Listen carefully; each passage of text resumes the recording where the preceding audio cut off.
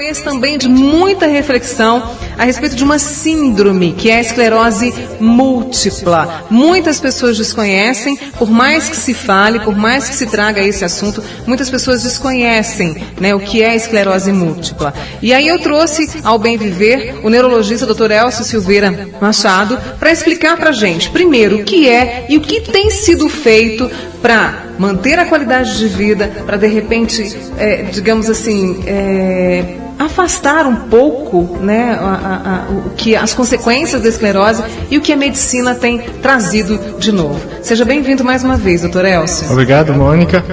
Então, assim, eu acho que é importante, você já comentou o ponto de você expressar, na verdade, a esclerose múltipla muitas vezes é dita como doença. Ela mas não é doença? Ela não poderia ser classificada como uma doença, porque, na verdade, a classificação de doença, você tem que conhecer muito bem a causa, ou é um fator anatômico, ou é um fator etiológico. Então, eu classifico, quando eu conheço muito bem isso, eu classifico como doença.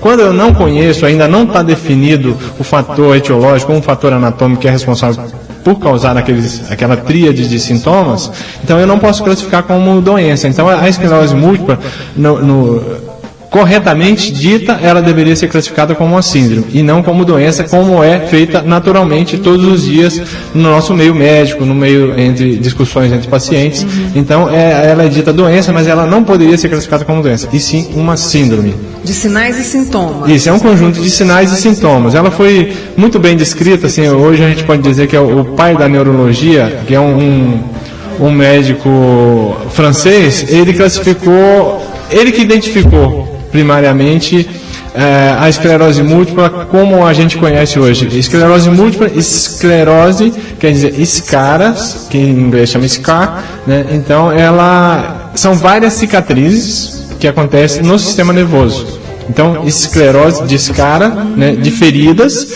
múltiplas, porque são em vários pontos, muitas vezes na coluna, na medula, né, espinhal, ou no cérebro. Então, isso é o que é esclerose múltipla. São várias feridas que a gente identifica isso hoje na tecnologia.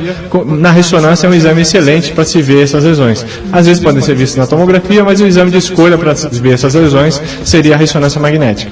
Doutor Elcio, tem um sintoma, assim, vamos supor, como que a gente sabe que pode ser esclerose? O diagnóstico é difícil? É difícil porque muitas vezes a gente exige um tempo para se classificar, fechar o diagnóstico, entendeu? Muitas vezes a primeira manifestação, ela passa como, às vezes, uma labirintite, um distúrbio neurológico pouco claro. Então, aí não é feita, às vezes, uma investigação, aquilo começa a se repetir 2, 3, 4, 5, daí 5 anos, vamos investigar, o paciente piora e tem um déficit neurológico mais importante, aí se decide investigar e é onde se faz um exame mais acurado, que se vai identificar as escaras, as lesões, que se chega ao diagnóstico das múltiplas. Esse déficit neurológico seria o que, por exemplo? Seriam fraqueza nas pernas, concentração, o que seriam? Então, depende da parte do sistema nervoso afetado. Pode ser desde memória. Um sintoma muito comum é a fadiga crônica. Esse é um sintoma muito comum entre os pacientes com esclerose múltipla, que tem uma fadiga muito importante. O paciente, às vezes, está no final de semana, não fez nada e está cansado. Então, é um sintoma amplo, tem outras doenças que dão a mesma sintomatologia, por isso dificulta o diagnóstico. Mas, assim, um quadro mais que geralmente abre o diagnóstico, a gente chama de neurite óptica. Então, é uma inflamação que dá no nervo óptico, às vezes a pessoa perde parte da visão, e aí inicia a investigação e se faz o diagnóstico. Então, aqueles pacientes que desenvolvem neurite óptica, muitas vezes no futuro, aí 2, 3, 5 anos, vai se chegar ao diagnóstico de esclerose múltipla. E a incidência da esclerose múltipla, ela é alta? E quem é que, de repente, é alvo da esclerose? Então, geralmente a esclerose múltipla acomete mais a faixa etária jovem, então por isso é uma doença muito importante, do ponto de vista, ela afeta o indivíduo na fase mais produtiva da vida, que é a juventude, início da vida de trabalho, né? E a gente vê que esses pacientes, quando 50% deles, ao longo da evolução, em 15 anos, vai estar restrito a um leito ou uma cadeira de rodas. Então é uma doença muito debilitante. Progressiva, né, muitas vezes. Tem várias formas de esclerose múltipla. Nós não vamos detalhar aqui porque seria mais complexo, mas assim, a incidência da esclerose múltipla está muito ligada, parece, ao fator sol. Então, em países frios, ela tem uma incidência maior. Parece que tem relação com a quantidade de vitamina D. Então tem vários fatores. Outro fator importante é o infeccioso. Então na década de 20, mais ou menos, tinha muitas infecções que se chegava a um diagnóstico, desencadeava a esclerose múltipla. Então por isso que ficou muito difícil identificar um fator etiológico até hoje. Então até hoje tem muita discussão no fator etiológico, porque aí a gente vai saber o que é a doença realmente, né? Então assim, o que a gente vê é que muitas infecções precipitam a esclerose múltipla. Uma dengue, por exemplo, tem, às vezes, a reação inflamatória que acontece na infecção pela dengue desencadeia lesões no cérebro, que então é uma virose. O sarampo, a varíola antigamente, então todas essas doenças desencadeavam sintomas parecidos com a esclerose múltipla, e por isso que gerou muita confusão no fator etiológico. E recentemente tem algumas novidades que têm levado eu acho, a maior controvérsia da história da medicina. A gente vai falar sobre isso. E antes, há uma idade? Não, pode acontecer desde criança até pessoas acima de 60 anos. E não é genético?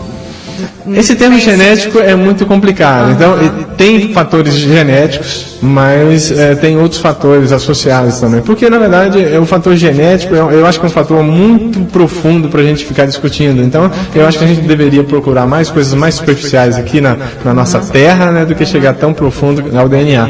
Mas, assim, todo fator genético é importante também. Então, ela dá mais em pessoas brancas, caucasianos, né, descendentes europeus, russos, Iugoslávia, aquela região ali tem muita, Croácia, a incidência é muito maior do que na África, por exemplo. Mas até a estatística hoje é difícil de você confiar nos fatores de diagnóstico, porque depende de escolas de neurologia, então são vários fatores que atrapalham você classificar na incidência mesmo. No Brasil, a gente tem muitas pessoas com esclerose? Há como mensurar?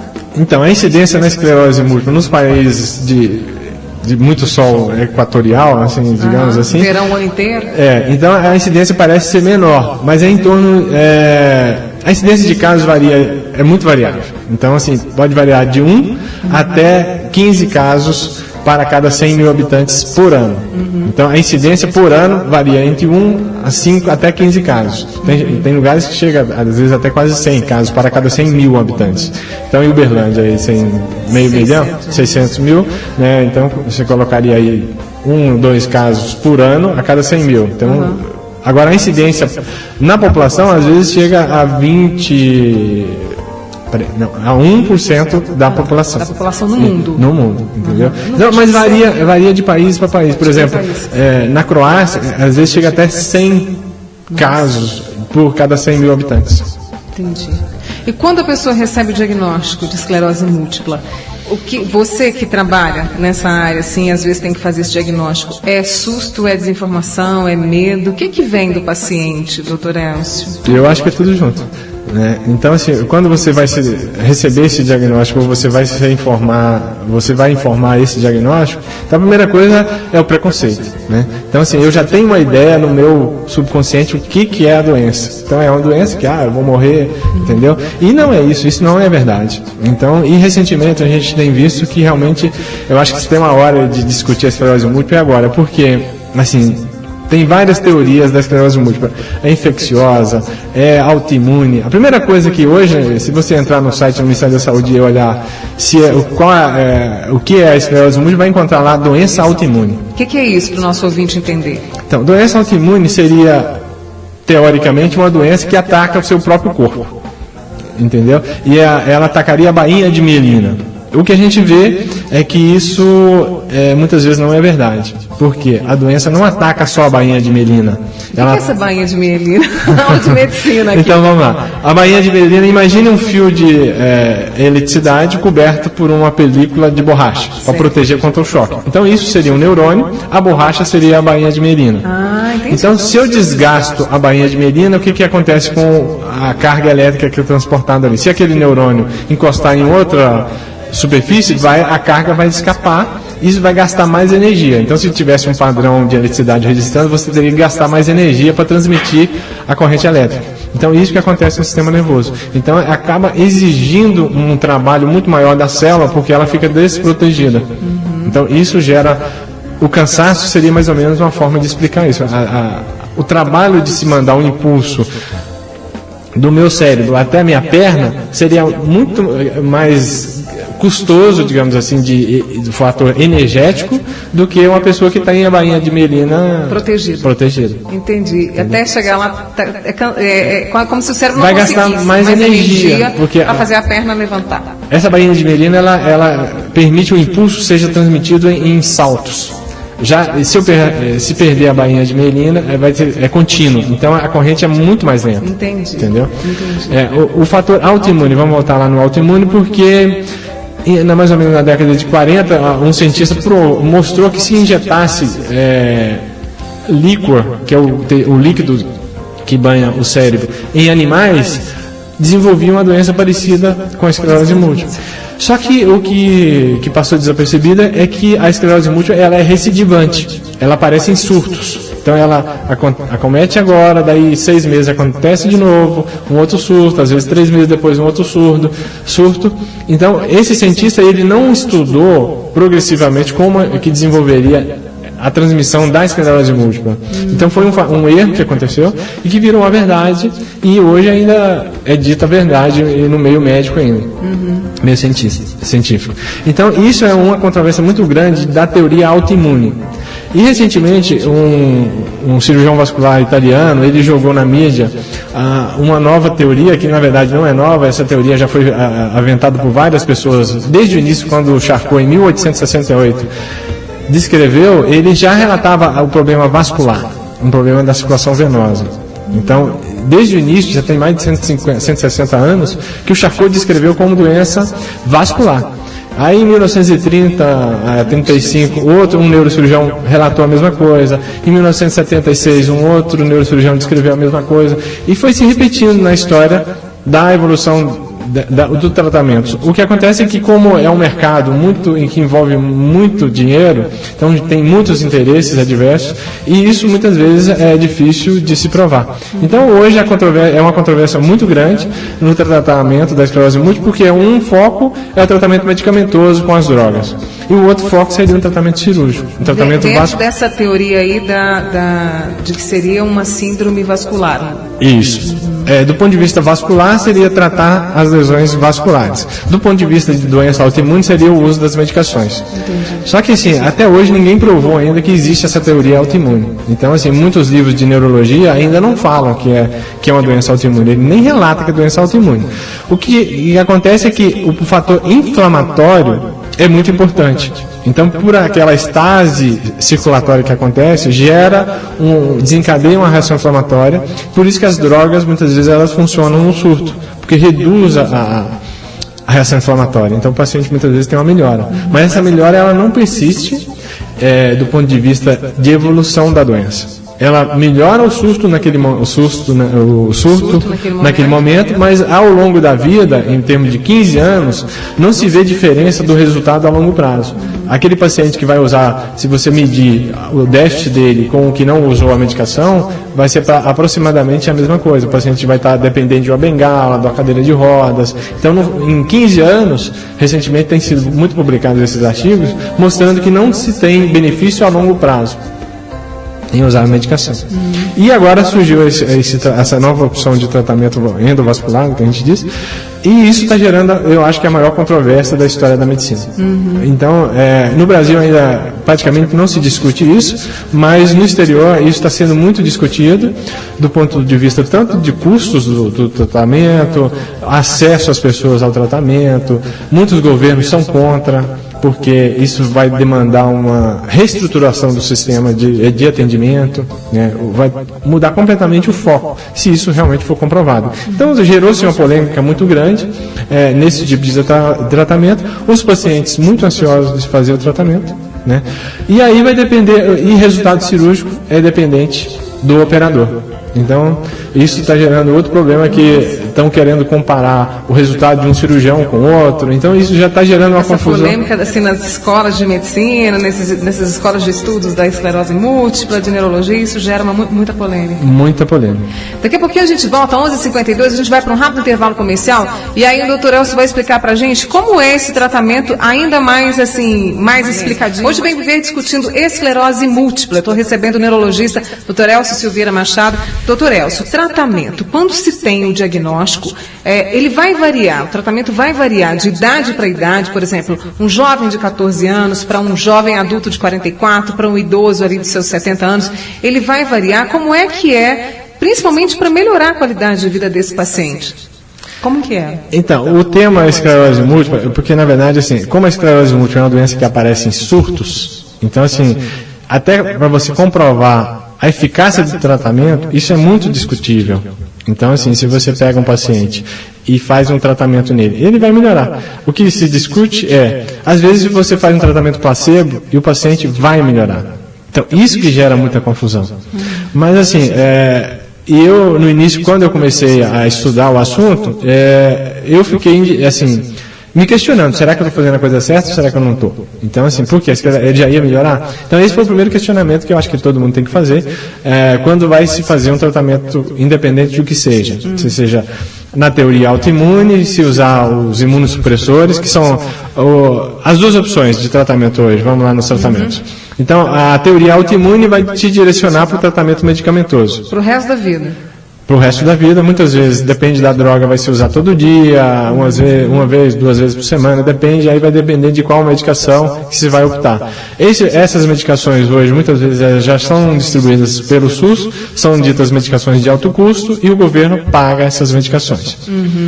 E essas medicações, por exemplo, elas garantem que esse paciente possa ter uma vida normal? Trabalhar, fazer a sua atividade física, sair para dançar, permite isso, doutor Elcio? Então, a esclerose múltipla ela é muito variável, dependendo de paciente para paciente. Tem pacientes que ele vai ter um surto na vida e nunca mais vai apresentar nada. Então, esse paciente vai ter uma vida normal. Né? Agora, já outros pacientes, ele tem uma forma que é progressiva. Então, até isso a gente tem que identificar qual a forma para poder tecer um comentário, qualquer conduta a respeito da evolução do paciente. Então, essa teoria que é autoimune direciona ao uso dessas medicações, são drogas geralmente imunossupressores. Aí tem-se que discutir com o médico que está fazendo o controle, porque uma droga imunossupressora vai deprimir o seu sistema imunológico. Então, vai deixar a gente mais fraco. O organismo sem resistência. Sem resistência a alguma doença. Então, se você tiver uma pneumonia, alguma coisa, vai ser mais grave do que um paciente que não estiver usando alguma medicação. Às vezes tem algumas drogas que a gente diz que são quimioterápicos, que são drogas que usadas, por exemplo, no transplante hepático, no fígado, rim, que são usadas também como imunossupressores na esclerose múltipla. Então, tem uma vasta gama de medicações que são usadas. Só que isso tudo é muito questionável ainda. Por quê? Porque a gente não tem certeza de qual é a causa. Entendeu? Ela é desconhecida e por isso move estudos, né? Move estudos. E até hoje ainda se questiona muito o benefício das medicações a longo prazo. Então, recentemente saiu vários estudos mostrando que o interferon, por exemplo, ele não interfere na progressão da doença. Ele melhora, às vezes, o surto, mas não interrompe a progressão e piora do paciente a longo prazo. Isso geralmente em torno de 15 anos. A média da piora da doença, assim, doutora? Normalmente, para se medir a piora, leva-se 15 anos. Para se registrar a evolução natural da doença, o que os estudos mostram é que 50% das pessoas que têm esclerose múltipla na forma progressiva vai estar dependendo de uma muleta, de uma bengala ou da cadeira de rodas. Aí que surgiu essa teoria vascular, que hoje a gente tem a opção de fazer o tratamento cirúrgico para as pessoas que identificam a lesão. Então hoje está se discutindo muito a eficácia desse tratamento. Todo dia surge um estudo mostrando que não tem efetividade, outro sai um estudo mostrando que tem efetividade. E, ao meu ponto de vista, isso é operador dependente, essa controvérsia, porque a minha experiência mostra os resultados muito satisfatórios e a gente com a cirurgia. Então, se corrige um problema circulatório que o paciente encontra, o problema afeta a drenagem venosa do sistema nervoso central, muitas vezes numa veia que drena a medula, ou outras vezes que drena o sistema nervoso, a cabeça, ou o pescoço. Então, se atua nessa região, corrigindo os problemas circulatórios, e aquele paciente que está, por exemplo, no início da doença, tem um benefício, pelo menos até, isso é a curto prazo, porque isso está se difundindo mais nos últimos 3, 4 anos, então está tendo muito estudo, surgiu um estudo agora recente que não mostra resultado, os pacientes não se beneficiaram do tratamento. Da cirurgia. Da cirurgia.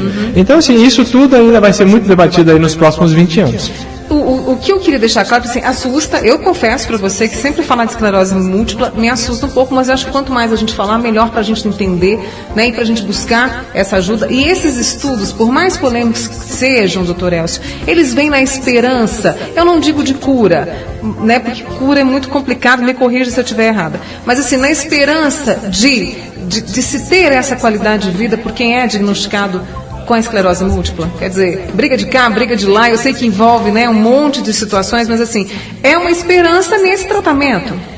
Eu acho assim, a palavra cura realmente é uma palavra complicada, muitas vezes está ligada a fator religioso, então assim, eu acho que tem uma conotação religiosa. Então, eu acho que a gente tem que procurar ser realista, a ciência está aí para mostrar, né, quem é charlatão, quem não é. Então, existe na esclerose múltipla, já tem vários antepassados de pessoas que usavam óleo de cobra para curar a esclerose múltipla, o outro usa qualquer fator milagroso para curar a esclerose múltipla. Então, a palavra cura gerou uma conotação muito desagradável, digamos assim, para a esclerose múltipla. Então, assim, o que a gente tem que procurar atuar é entender o fator etiológico. Então, naqueles pacientes que têm uma lesão, por exemplo, que afeta mais a medula, que o paciente tem deficiência na motilidade dos membros inferiores, mexer as pernas. Esse paciente tem indicação absoluta de tratamento endovascular. O que é o tratamento endovascular? Você vai se realizar o diagnóstico angiográfico da lesão, identificando a lesão, o tratamento cirúrgico, que é muitas vezes realizado com o uso de prótese, que é o stent. É menos invasivo, né? O tratamento seria um tratamento normalmente feito com anestesia local, o paciente vai embora no mesmo dia. Então, assim, apesar do custo ser alto, mas o paciente, nos estudos iniciais mostraram que esse a gente vê como indicação formal para o tratamento vascular. Os outros poderiam até se tentar inicialmente um tratamento com medicamentos para estabilizar o paciente, às vezes o susto não vai aparecer mais. Mas isso tudo vai ser discutindo ainda nos próximos 20 anos, com certeza. E a gente está aqui para isso, para a gente discutir, para a gente trazer as informações, né, e as opções que a gente tem hoje, que os estudos têm trazido, né, principalmente nessa preocupação, eu diria, com os pacientes. Quero agradecer a sua participação aqui. Obrigado, eu queria assim, parabenizar você pela iniciativa, porque eu acho que você é o primeiro apresentador a falar nesse assunto, porque realmente no Brasil isso ainda é desconhecido, tanto pela mídia. A Veja recentemente publicou um artigo sobre o Zamboni, mas aí acabou publicando alguns comentários afirmando que o tratamento é muito perigoso. Então, assim, qualquer coisa em mãos de pessoas que não estão habilitadas é perigoso. Um carro, né? Então, assim, eu acho que a gente tem que procurar estudar, o médico está aí para procurar aprimorar, e é claro que todo mundo está aprendendo todos os dias. Então, e a ciência está aí atrás de soluções. Eu acho que essa é uma opção ainda para as pessoas que ainda não conhecem, ir até a internet, procurar, se informar, entender o que é a doença, o que é essa opção de tratamento cirúrgico. Então, assim, a informação é o primeiro passo para você ficar mais tranquilo e entender quais o seu futuro e procurar se programar. Doutor Elcio Silveira Machado, obrigada mais uma vez pela presença aqui no Bem Viver, viu? Obrigado, mãe. Boa semana, um abraço no Bento. Meio-dia.